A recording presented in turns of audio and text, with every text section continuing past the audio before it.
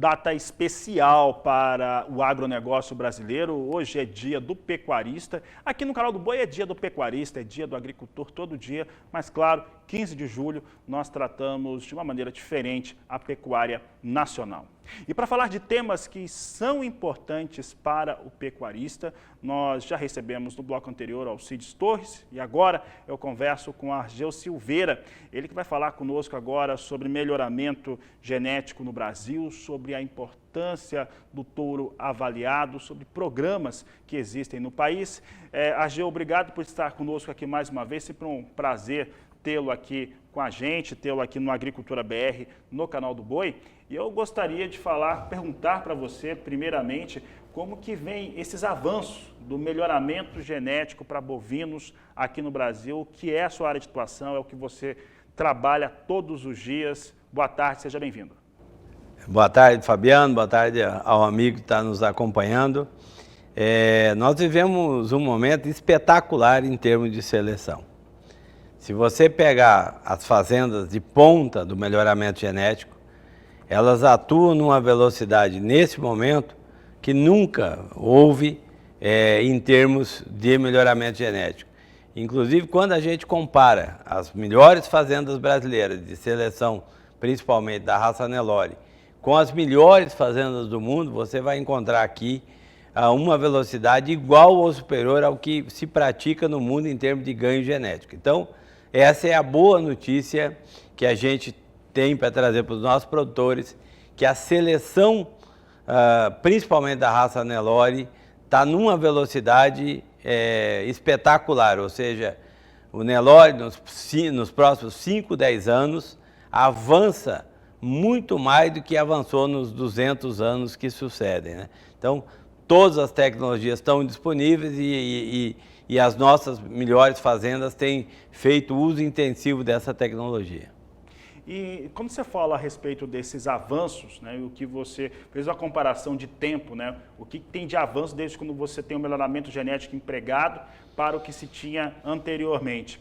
E nesse cenário, o touro avaliado, ele é capaz de levar para uma propriedade rural um resultado, uma evolução para o rebanho muito grande.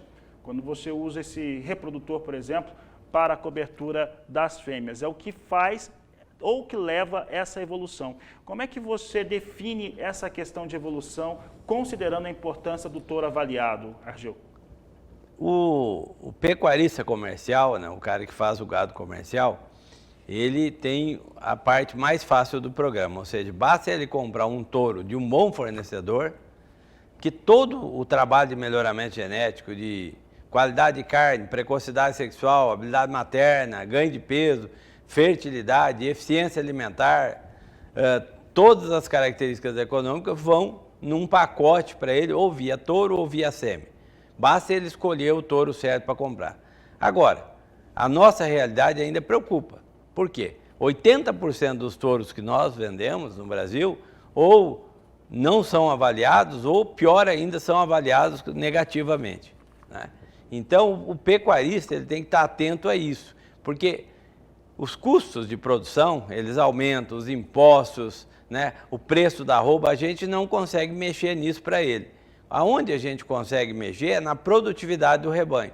E aí a gente ainda tem um cenário que a pecuária precisa mudar urgentemente, que é o uso de touros sem avaliação genética ou até o uso de touros avaliados negativamente. E quando a gente compara com as outras atividades, se você pegar eucalipto, aqui no Mato Grosso, onde nós estamos, tem um boom de eucalipto, os caras estão plantando eucalipto muito diferente da década de 70. Na década de 70 se iniciou a plantar o eucalipto aqui, se derrubava o cerrado e plantava eucalipto sem nenhuma tecnologia. O plantio de eucalipto hoje é feito de clones, com gel, com adubo, com uma série de tecnologias. Três vezes mais produtividade, no caso do eucalipto, sai de 15 quilos por metro cúbico para 45. Exatamente. Quando você vai lá na Bahia, porque o que a gente vê às vezes nas reportagens? É o produtor lá no meio da floresta, cortando a vassoura de bruxa. Aí você vai lá e vê os agricultores profissionais de cacau, os caras estão trabalhando com clone, com adubação, com espaçamento reduzido.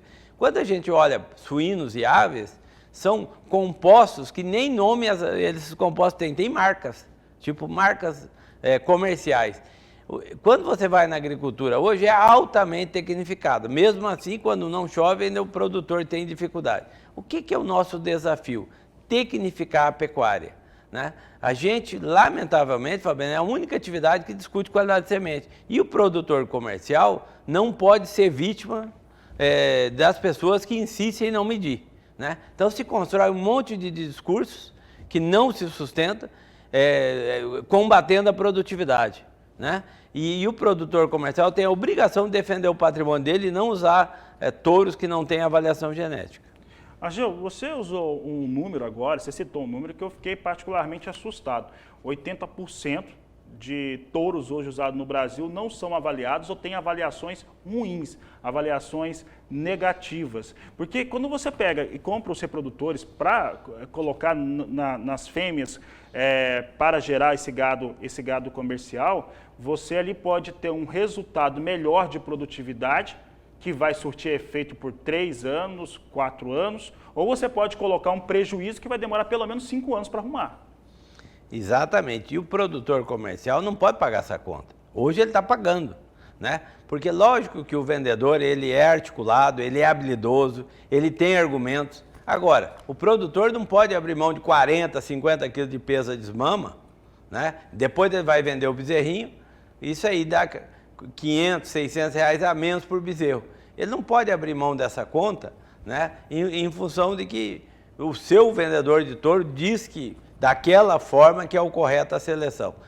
A seleção de produtividade não foi inventada pelo Brasil, é adotado pelo mundo inteiro, basta ele ficar atento. Existem muitas propriedades trabalhando direitinho, graças a Deus, e ele tem que buscar uma propriedade dessa para fazer aquisição de genética, né? Esse número de 80% de animais sem avaliação, ou pior ainda, avaliados negativamente, isso preocupa muito e nós precisamos avançar nisso e trabalhar com animais produtivos. Argel, eu imagino que o produtor rural pecuarista, quando faz a aquisição de um touro ruim, eu vou falar um touro ruim, é um touro não avaliado, um touro com avaliação negativa, em contrapartida de não ter feito a aquisição de um touro avaliado, é porque ele viu alguma vantagem financeira nessa aquisição, eu imagino que seja um caminho mais ou menos por aí. É possível mensurar o prejuízo que ele tem em rebanho na escolha por um animal não avaliado, avaliado ruim, em relação a um animal ou animais avaliados, independente do nível de avaliação que ele tem, dependendo do programa de melhoramento genético, vai de 0,1 até 10 e todos eles vão trazer bons resultados? Exatamente. Por que tem essa discussão, Fabiano? Essa pergunta sua é fantástica. Porque 11% das fazendas brasileiras têm balança, 90% não tem. Ou seja, o cara não mensura o que ele está produzindo. Esses touros dão bezerros aí no mínimo, nós estamos falando no mínimo de 40 quilos menos. Só que o cara não consegue medir porque ele não tem balança, ele não ajusta o peso da desmama. Tá, 40 quilos, né, a preço de 15 reais são 600 reais. Se o touro deixar 30 bezerros por ano ele tem um prejuízo de 15, 18 mil reais.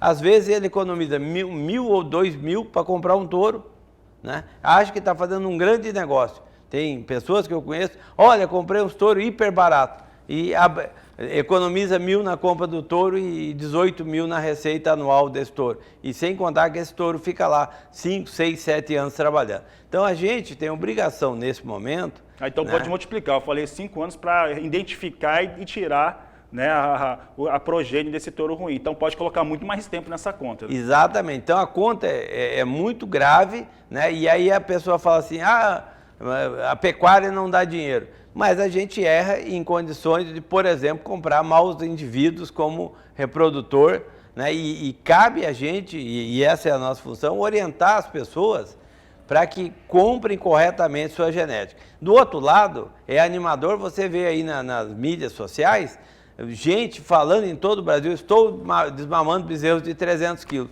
Isso era impensável 20 anos atrás. Ou seja, a genética está disponível para produzir bezerros pesados, para produzir bois de boa qualidade. O que a gente precisa insistir, bater e falar muitas vezes é orientar o nosso produtor comercial para que ele compre a genética correta.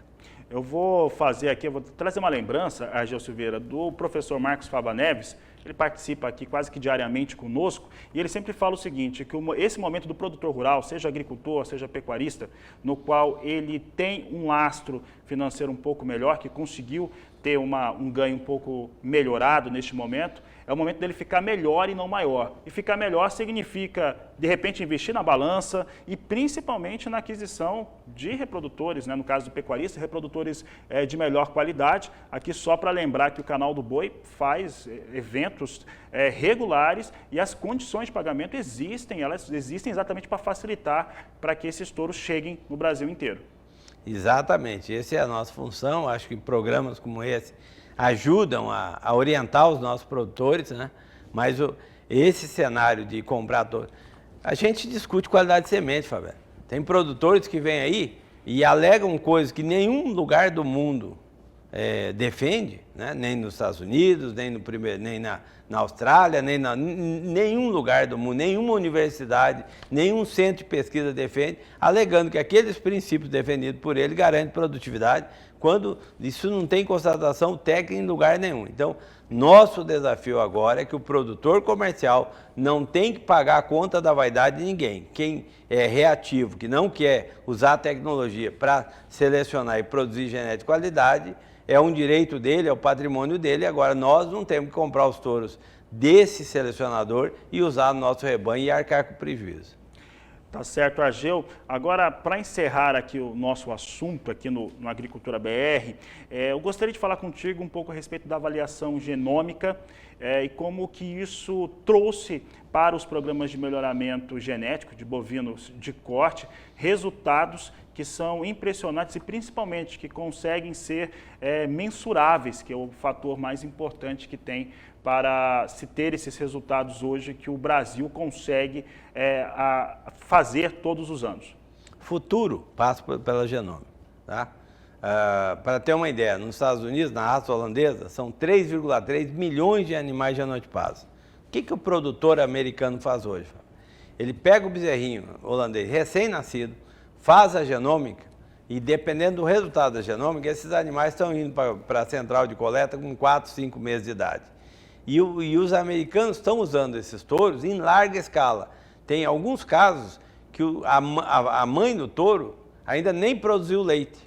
E o touro é utilizado pelo resultado da genômica em larga escala na pecuária americana. Tal a confiança que eles têm. Os produtores coletam embriões, fazem genômica dos embriões e aqueles embriões que não têm boa genética são descartados. Então esse é o futuro. O que a gente agrega aqui no Brasil, né? Quando eu vendo um touro de 20 meses, 22 meses, avaliado no sistema tradicional, eu tenho mais ou menos 25% de acurácia. O que é acurácia? Certeza, né? Então, se eu vendo um touro e anuncio aqui, olha, esse touro tem 20 quilos de peso ao sobreano. Numa avaliação convencional, eu tenho aí, no índice final, mais ou menos 25% de certeza, ou seja, eu tenho, nesse caso, 75% de chance desse índice mudar, ou para pior ou para melhor, mas pode mudar. Quando eu acrescento a genômica, que é o estudo do DNA, eu aumento essa certeza para 70%. Ou seja, quando eu compro um tourinho com genômica, tá? E equivale eu estar comprando um tourinho de 20 meses que eu já avaliei 20, 30 filhos desse touro. É isso que a genômica faz, aumenta a certeza do resultado em animais jovens. E o produtor comercial, o que ele precisa fazer?